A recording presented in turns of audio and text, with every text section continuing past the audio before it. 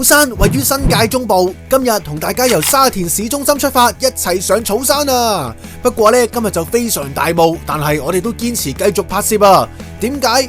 因為如果個個都係出風和日麗片嘅話，咁又邊有可能真正俾你哋認識大自然呢？所以我哋係會將最真實嘅一面，不經修飾咁樣呈現俾大家睇噶。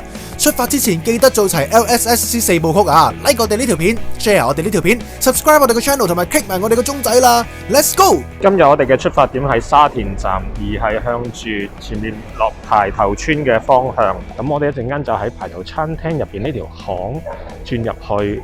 咁呢個位呢，一路沿途村屋啦。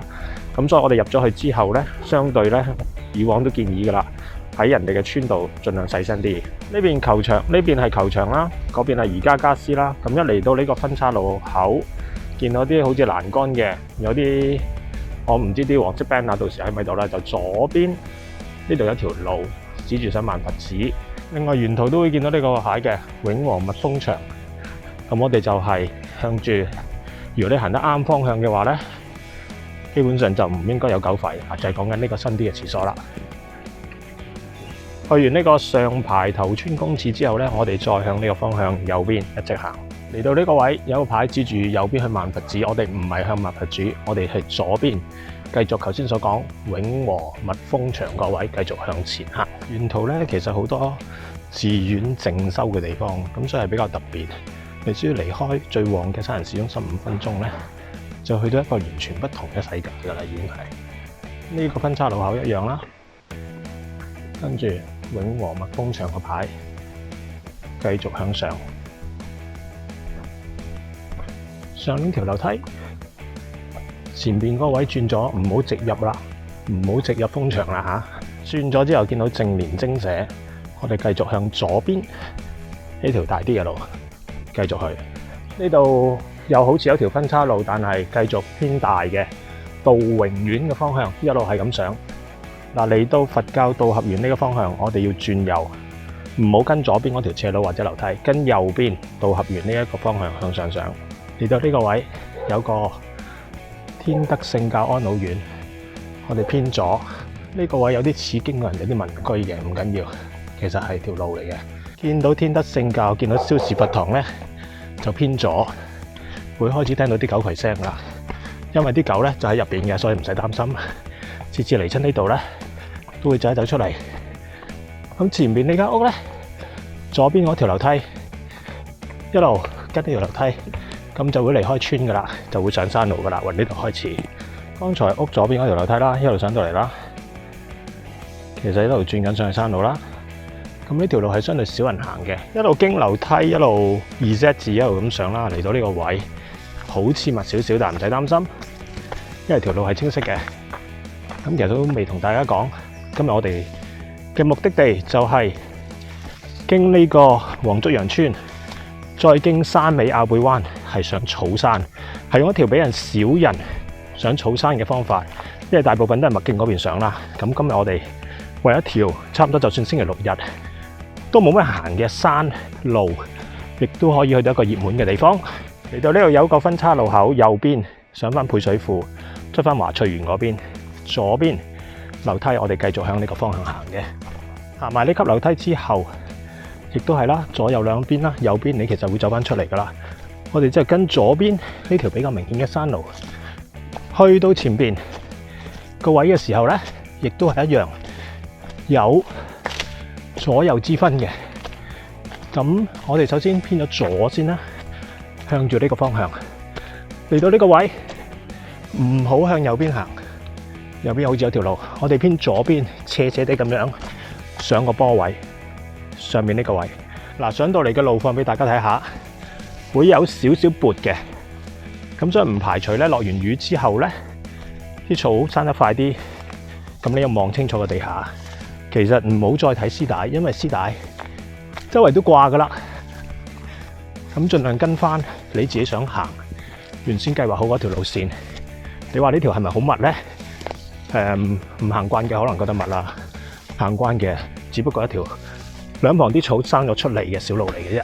嚟到呢個開揚少少嘅位，跟住呢啲黃泥偏右，你會聽到一啲人聲，因為出邊嗰條係一條大嘅石屎路徑，一陣間我哋會出翻去嗰個位噶啦。呢個位好似有左右兩條，我哋跟右邊上邊嗰條，去到呢個路口都係再偏翻右上右邊嗰條，嚟到呢度亦都似有左右，我哋亦都係偏翻右邊嗰條。咁所以去到黃泥路之後呢，見路就跟右啦。嗱，好玩嘅路段暫時就玩晒啦，因為出到見到幾條欄杆啦，大家。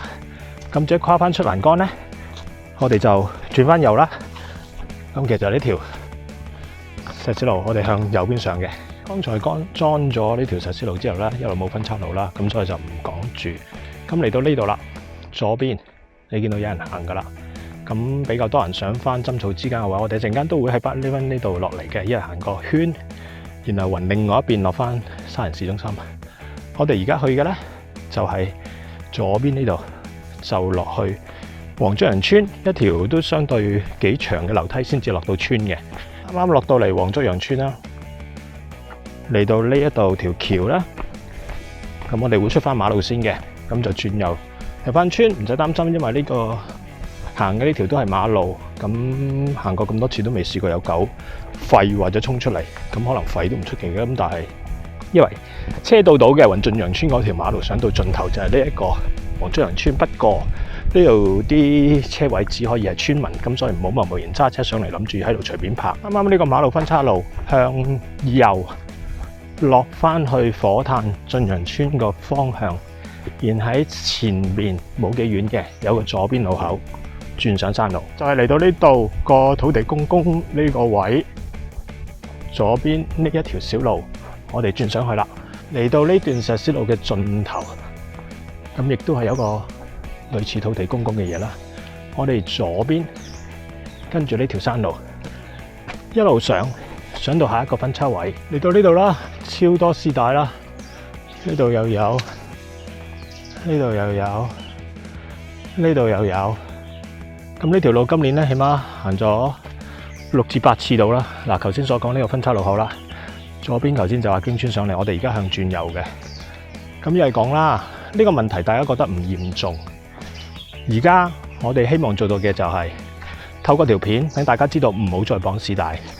下一步先至去到令到多啲人識得自己睇地圖，或者令到自己可以睇手機 app 可以行到山。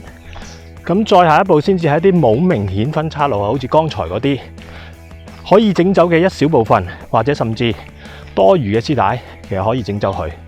咁留翻一啲好，仲俾其他人叫做引路啦。咁當大部分都認同咗啦，靠自己可以行到山嘅時候，我希望可以做到一日。香港某一啲山徑，當然唔可能全部啦，係無絲帶山徑嘅。咁即係代表每個人都唔需要依賴，每個人都需要有自己嘅技巧，係可以去到全世界任何嘅地方都可以行到一啲山路，就唔係而家咁樣，每樣嘢都要靠依賴，甚至就係話破壞緊嘅環境都唔知，亦都係好心做緊壞事都唔知。咁呢樣嘢其實喺好多條片亦都講過好多次㗎啦。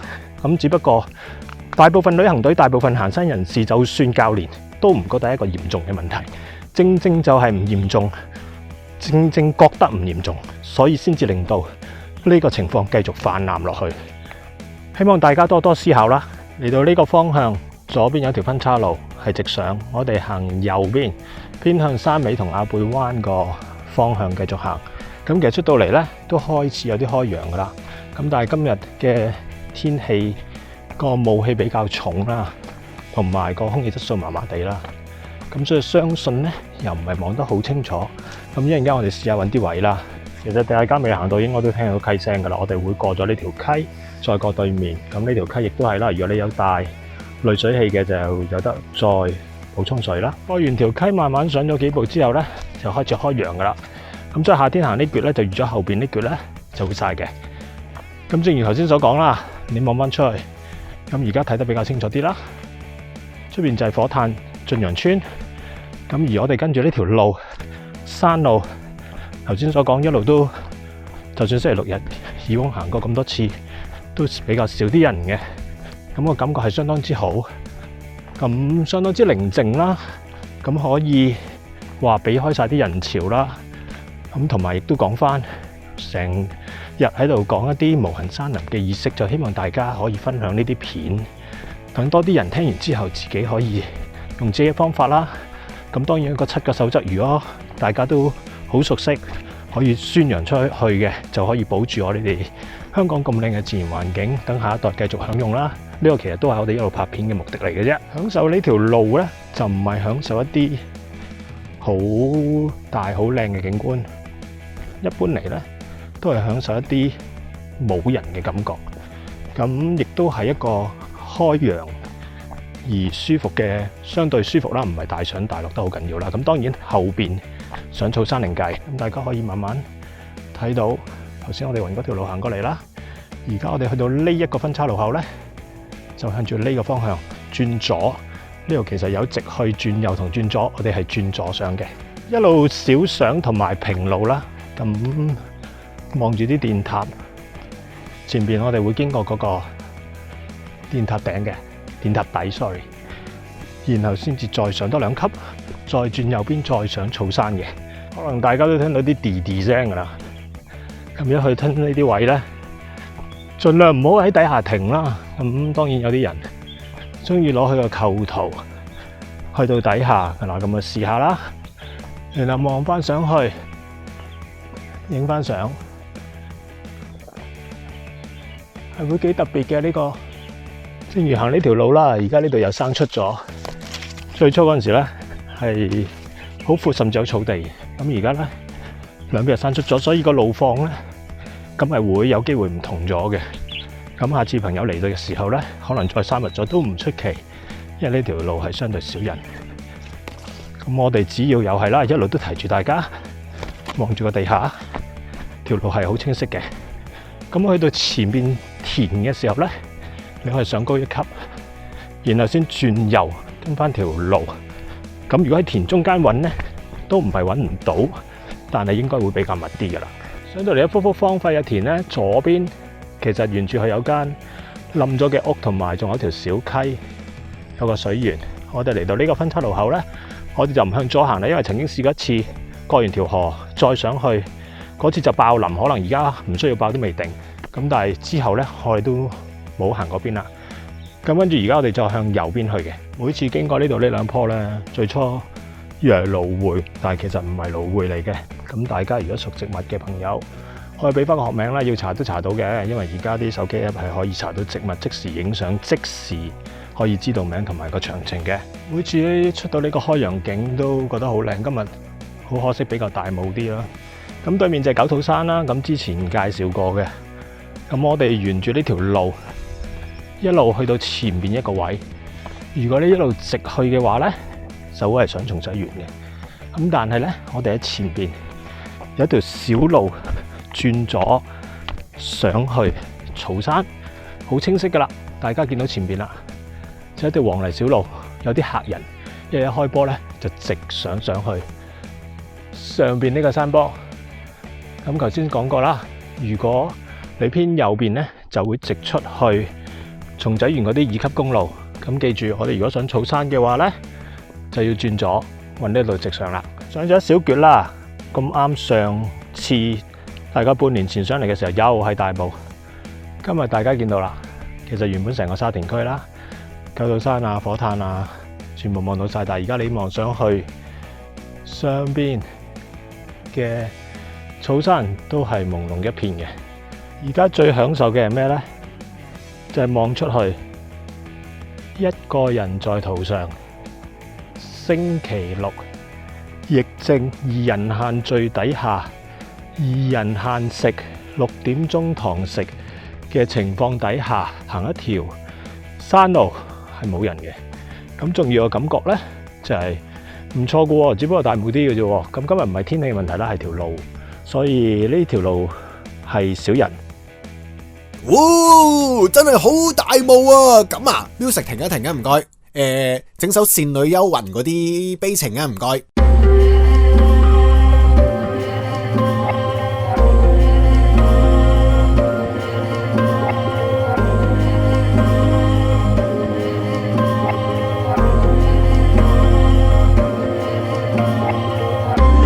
沿途都係一條路啦嚇，咁你見到少啲分岔，有少少分岔路嗰啲咧，其實都係走翻埋一齊。咁今日相當之大霧啊！所以前面見到一條路上噶啦，咁但係都相信咧，上到草山頂咧，好多嘢都睇唔到，咁所以比較可惜嘅。不過唔緊要，我哋都會享受沿途呢條路徑嗰種幽靜啦。小路出到嚟將公路，草山頂其實就喺右邊嘅一條柱，咁所以你上到嚟之後呢，只要行前少少，呢有條小路，咁你就想去掂一掂個標高柱啦。咁呢邊當然熱門多人上嚟嘅，咁亦都上邊已經聽到人聲㗎啦。咁647米嘅草山，今日就應該乜都睇唔到㗎啦，因為太大霧。更大點都要上頂，又係嗰句啦，去一去個標高柱或者3個網測站啦。其實就喺上邊呢度嘅。離開頂之後，我哋一路沿馬路行，就唔轉翻麥徑嘅落去元江坳嗰邊啦。因為今日我哋翻返沙田，咁如果啲朋友住大埔嘅，當然可以喺前面嗰個牌指得好清楚噶啦，就係落翻去元江坳。咁我哋就向針山嘅方向，就未到針山之前就落翻沙田。咁嗰條一條大路嚟嘅，咁所以沿途呢，一路去到嗰個路牌都唔影噶啦。咁如果去大埔嗰啲朋友呢，就喺呢個路牌呢一度轉右落元江坳麥理浩徑，相當之清楚。落到去呢，有廁所，有八達通嘅加水機。咁亦都裝翻另一條衛徑落翻大埔元敦下，或者你繼續上翻去大帽山都可以嘅。沿住馬路跑麥徑，由草山跑道落嚟，大概25分鐘冇計到啊。咁嚟到呢個位見到往沙田市鎮，我哋轉左，跟住條石屎路一路行就得噶啦。嚟到呢一前面分岔路口轉右，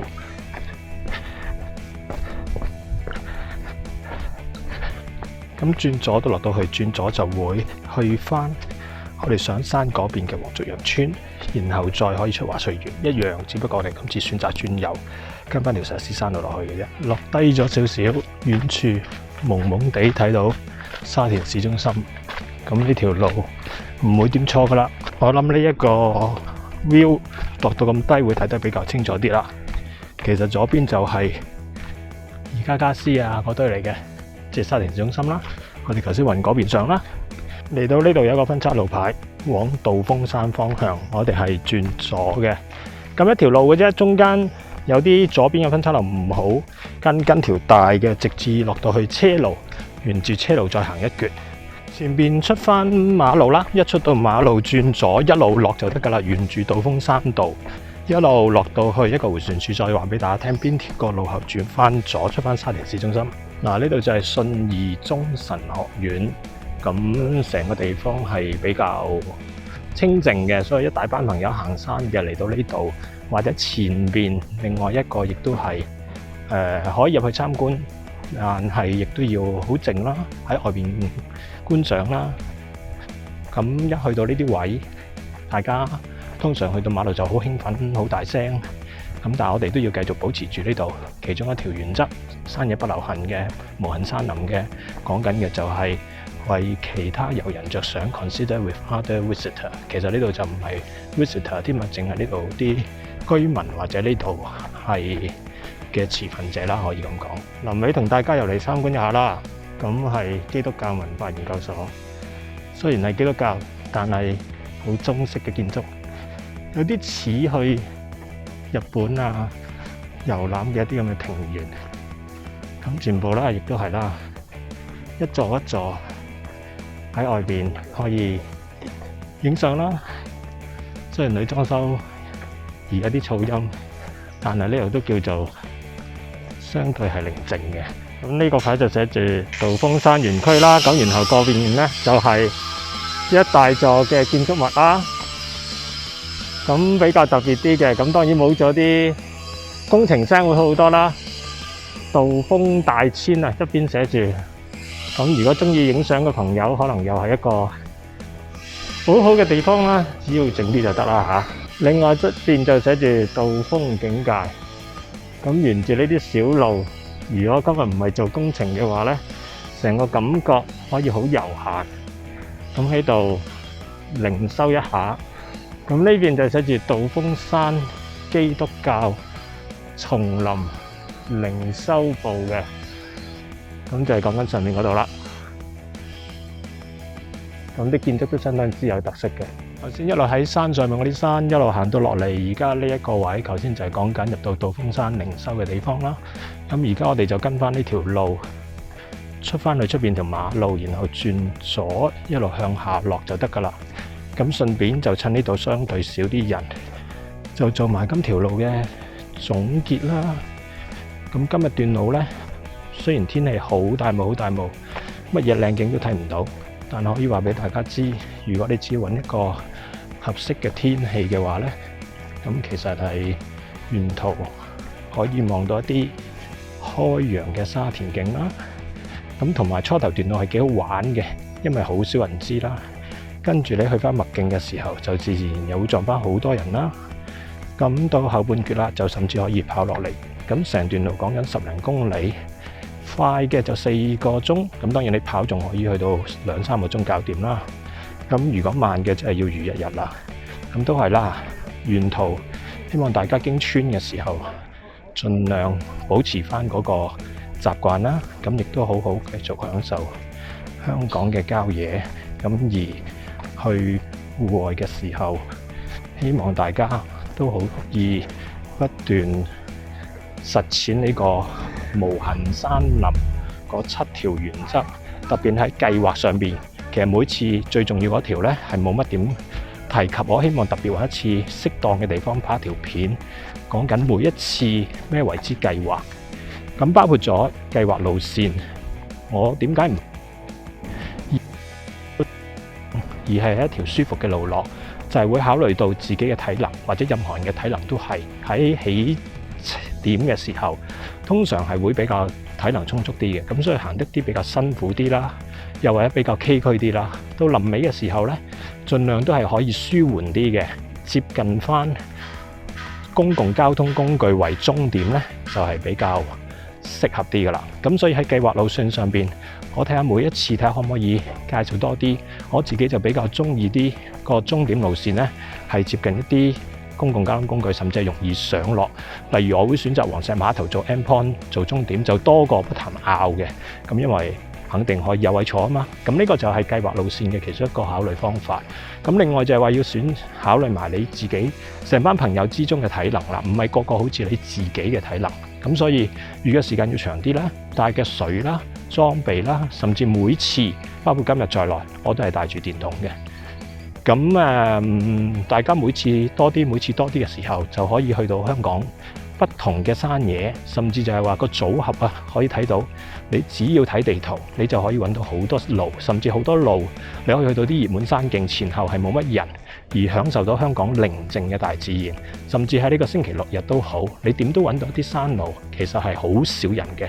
咁希望大家多多享受，多多支持我哋嘅頻道，多多訂閱，分享多啲，介紹多啲俾朋友，多啲推廣呢個概念，而令到我哋大家香港嘅郊野可以保存落去。多謝大家，唔好意思漏咗呢一橛。嚟到呢個迴旋處，我哋要向住呢個有個牌，有個寫住沙田站嘅牌，上邊呢度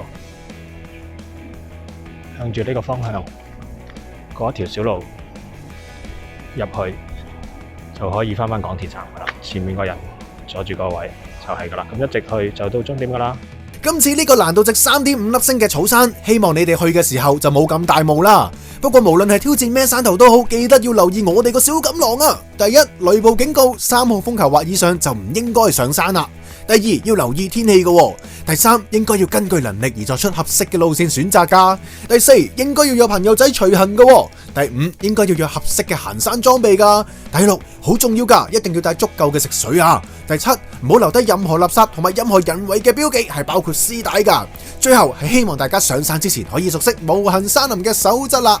如果中意我哋呢條片，又或者仲想跟住我哋走上不同嘅山嘅話呢，記得要讚好同埋 share 我哋呢條片咯。最重要係記得訂閱我哋 BoChat 頻道，同埋撳埋我哋個鐘仔，黐實我哋個最新動態啊！下個山頭見噶啦，下回預告，下次見大家就係年30晚啊！既然今個農曆新年都可能會少咗去拜年嘅話，不如年30晚我哋一齊坐定定睇呢一條特別推介嘅路線，然後年初一就一家大細出發去呢一條咁好玩嘅大美督路線啦！